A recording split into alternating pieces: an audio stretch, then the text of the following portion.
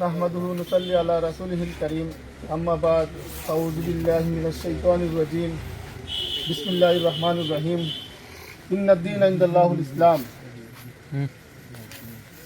আজকে গড়াবাজার উপজেলার সদর ইউনিয়নের ৩ নং ওয়ার্ডের ঐতিহ্যবাহী গ্রাম মাঝেরগাঁও, এটা টোটাল গড়াবাজার উপজেলার মধ্যবর্তী স্থানে অবস্থিত এই গ্রামটি। আজকে এই গ্রামের গুরুত্বপূর্ণ একটি উঠান বৈঠক।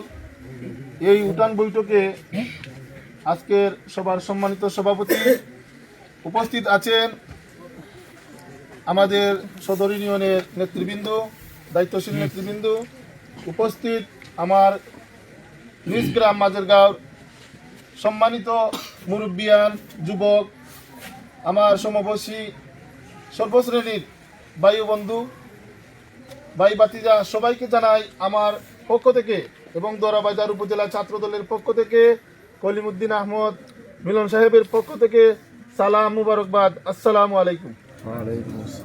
আমি আপনাদের গ্রামের সন্তান, সবাইকে আজকে একটি টান উত্তেজনার মধ্য দিয়ে আমরা একটি উঠান বৈঠকের পরিবেশ করেছি। উঠান বৈঠক সাফল্য ও সুন্দর পরিবেশে, উৎসবমুখর পরিবেশে উদযাপিত হচ্ছে। আমরা আমাদের আগামী নির্বাচনকে উদ্দেশ্য করে আজকে যে উঠান বৈঠক, ইনশাআল্লাহ আমরা আশা করি আজকে আমাদের এই গ্রামের যে ঐক্য, সেটা প্রমাণ করে আগামী জাতীয় নির্বাচনে আমাদের চাতকদরা থেকে সাবেক তিনবারের সংসদ সদস্য জনাব কলিমুদ্দিন আহমদ মিলন সাহেবকে চাতকের একটি প্রোগ্রামে দেশ নেত্রী, আপুসের নেত্রী, সাবেক তিনবারের প্রধানমন্ত্রী বেগম খালেদা জিয়া চাতকের একটি প্রোগ্রামে বলেছিলেন যে আমার কলিমুদ্দিন মিলন একজন ভালো লোক, ভালো মানুষ, ওনাকে যদি আপনারা চাতকদরাবাসী আপনাদের মূল্যবান ভোট দিয়ে জয়যুক্ত করে সংসদে পাঠাতে পারেন, তাহলে আমি কথা দিচ্ছি কলিমুদ্দিন আহমদ মিলনের মাধ্যমে চাতকদরার ব্যাপক উন্নয়ন হবে ইনশাআল্লাহ। উনি 3বার এমপি থাকাকালীন সময়ে যে উন্নয়নটুকু হয়েছে এবং যেটুকু বাকি রয়েছে উনি সম্পূর্ণ করার জন্য মহান আল্লাহ পাক রব্বুল আলামিন ওনাকে শেষ বয়সে দানের শীষ দিয়ে মূল্যায়ন করেছেন। এই দানের শীষে উনি জয়যুক্ত হয়ে আগামী নির্বাচনে সংসদে যাবেন। আমি বলবো কলিমুদ্দিন আহমদ মিলন সাহেবকে আগামী জাতীয় নির্বাচনে আপনাদের মহামূল্যবান ভোট দিয়ে জয়যুক্ত করবেন। আপনাদের মনে রাখা উচিত, আওয়ামী লীগের দীর্ঘ 17 বছর, টানা 17 বছর যখন আন্দোলন সংগ্রামে মানুষ নির্যাতিত, নিপীড়িত, মামলা হামলায় জর্জরিত, তখন জনাব কলিমুদ্দিন মিলন সুনামগঞ্জ জেলা বিএনপির সভাপতি। উনি রাজপথ ছেড়ে বিদেশে যাননি। অনেক নেতৃবৃন্দ এসিতে বসে মাঠে ময়দানে দামি দামি গাড়ি নিয়ে আসতেন, হঠাৎ বড় বড় সমাবেশে বসার সুযোগ পেতেন, কিন্তু মাঠে ঘাটে চড়িয়ে রোদ বৃষ্টি অপেক্ষা করে আন্দোলন সফল করার উদ্দেশ্যে রাজনীতি করেননি। জনাব কলিমুদ্দিন মিলন প্রত্যেকটি মানুষের ভালো মন্দ উপলব্ধি করেছেন, মানুষের পাশে থাকার চেষ্টা করেছেন। এই জন্য মহান আল্লাহ পাক রব্বুল আলামিন বাংলাদেশ জাতীয়তাবাদী দলের মনোনীত দানের শীষ প্রতীক দিয়ে ওনাকে চাতকদরার আগামী নির্বাচনের সুযোগ করে দিয়েছেন। আমাদের মতো বয়স যখন ছিল তারেক রহমানের, যিনি আমরা যখন ক্লাস 4-এ পড়তাম, ওই সময় আমাদের রেজিস্ট্রারি অফিসে জনাব তারেক রহমান এসেছিলেন। উনি আমাদেরকে বৃক্ষ উপহার দিয়েছিলেন, আমাদের ছোট ছোট ছাত্রদেরকে, সোনামণিদেরকে আমাদের চকলেট হাতে তুলে দিয়েছিলেন। অনেক বয়োবৃদ্ধ, পঙ্গু, বিধবা এদেরকে সাহায্য সহযোগিতা করেছেন। ওনার চিন্তা চেতনা ছোটবেলা থেকেই এই দেশের পক্ষে ছিল। জনাব তারেক রহমান দূর প্রবাসে থেকেও এই দেশকে নেতৃত্ব দিয়েছেন, এই দেশের বিএনপিকে ঐক্যবদ্ধ রেখেছেন, এদেশের মানুষের পক্ষে কথা বলেছেন। আমরা জনাব তারেক রহমান বাংলাদেশে আগমন উপলক্ষে বিগত কয়েকদিন আগে আমরা ঢাকা শহরে গিয়েছিলাম।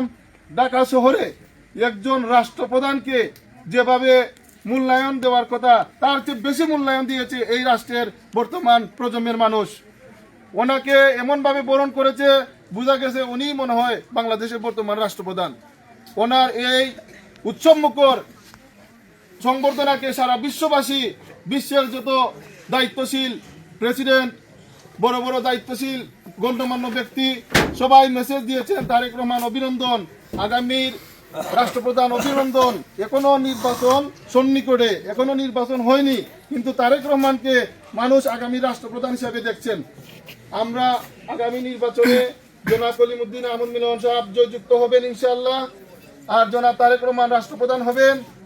জনাব তারেক রহমান ইতিমধ্যে আগামী 22 তারিখ, আপনারা শুনলে খুশি হবেন, আমাদের প্রথম সভা আমাদের হযরত ইয়ামনি শাহজালাল রহমতুল্লাহ আলাইহি মাজারে সিলেট এসে উনি নামাজ পড়বেন। নামাজের পরবর্তী সময় উনি শাহজালালের মাজার জিয়ারত করবেন। জিয়ারত শেষে উনি গোবিন্দগঞ্জ একটি প্রোগ্রাম করবেন। গোবিন্দগঞ্জ প্রোগ্রাম করে আমাদের সুনামগঞ্জ জেলার বিভিন্ন স্থান পরিদর্শন করবেন, পথসভা করবেন। ইনশাআল্লাহ আমরা জনাব তারেক রহমানের হাতে এই বাংলাদেশ তুলে দিব। আমরা আগামী রাষ্ট্র তারেক রহমান পরিচালনা করবেন। আমরা চাতকগড়ার এমপি, সাবেক এমপি, ইনশাআল্লাহ আগামীতে উনি এমপি হবেন। যদি এমপি হন, আমি আমার দোরাবাজার উপজেলা ছাত্র দলের দুঃসময়ের ক্ষুদ্র একজন ছাত্র নেতা, আমি আমার দায়িত্বের জায়গা থেকে আমি আপনাদেরকে আশ্বস্ত করতে চাই, যদি উনি নির্বাচিত হন, উনি নির্বাচিত হলে আমাদের এই সদর ইউনিয়নের প্রত্যেকটি গ্রামকে আমরা ডিজিটাল গ্রাম হিসাবে আমরা পদোন্নতি ঘটাবো। আমাদের গ্রামের অসম্পূর্ণ কাজ সম্পূর্ণ করব। আজকে এই শীতের মৌসুমে আমাদের গ্রামের প্রবীণ মুরব্বী, যুবক, সর্বশ্রেণীর নেতৃবৃন্দ যেভাবে সময় দিয়েছেন, আপনারা প্রমাণ করেছেন, আপনারা আপনার ভাই ভাতিজা হিসাবে আমাকে ভালোবাসেন, জনাব কলিমুদ্দিন আহমদ মিলন সাহেবকে ভালোবাসেন। সবার সুস্বাস্থ্য ও দীর্ঘায়ু কামনা করে আমি আজকের সবার সম্মানিত সভাপতি ওনাকে বলবো ওনার বক্তব্যের মাধ্যমে সভা সমাপ্তি করবেন। পরিশেষে আমি আরেকটি কথা বলবো, আজকে আমাদের দেশ নেত্রী বেগম খালেদা জিয়া, এই দেশে অনেক অর্জন আছে, প্রত্যেকটি দেশের মানুষ ওনার জন্য দোয়া করেছে। আমরা সেই বিষয় দিক বিবেচনা করে আজকে আমাদের জামে মসজিদের ইমাম জনাব মৌলানা হুসাইন সাহেবের মাধ্যমে আমরা দেশ এবং দেশ নেত্রী এবং আমাদের কলিমুদ্দিন মিলন এবং আমাদের গ্রামের জিন্দা মুর্দা যে বা যারা আছেন সবার জন্য উনি মন থেকে আল্লাহ পাক রব্বুল আলামিনের কাছে দোয়া প্রার্থনা করবেন। কারণ দোয়া হচ্ছে সকল ইবাদতের মূল, আর দুয়াও মুকুল ইবাদত, দোয়া ইবাদতের মগজ। আমরা আমাদের সবার সুস্বাস্থ্যের জন্য আমাদের মৌলানা হুসাইন ভাইকে বলবো, আপনি আপনার দোয়ার মাধ্যমে আমাদের এই সুন্দর উঠান বৈঠককে আরো সুন্দর করবেন, সেই আশা ও প্রত্যাশা রেখে সবার সুস্বাস্থ্য ও দীর্ঘায়ু কামনা করে আমি আমার সংক্ষিপ্ত বক্তব্য সমাপ্তি করলাম। ধন্যবাদ সবাইকে। আসসালামু আলাইকুম।